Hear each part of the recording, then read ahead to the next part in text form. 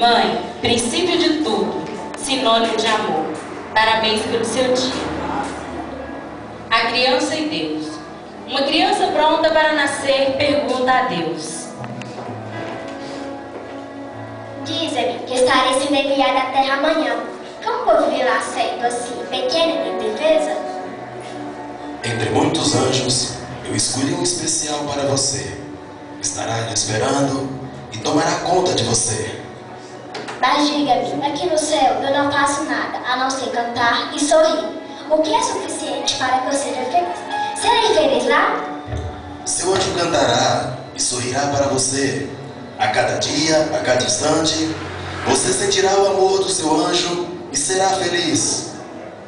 Como poderei entender quando falarem comigo, se eu não sei a língua que as pessoas falam?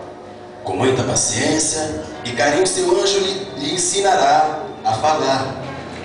E o que farei quando eu quiser te falar?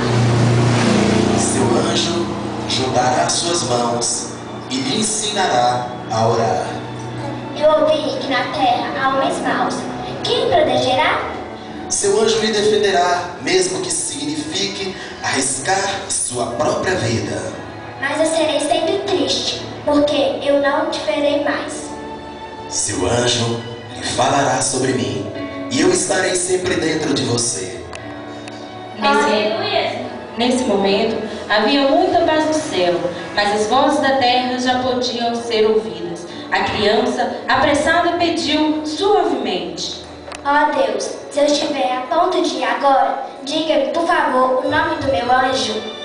E Deus lhe respondeu: Você chamará o seu anjo de mãe. Glória a Deus!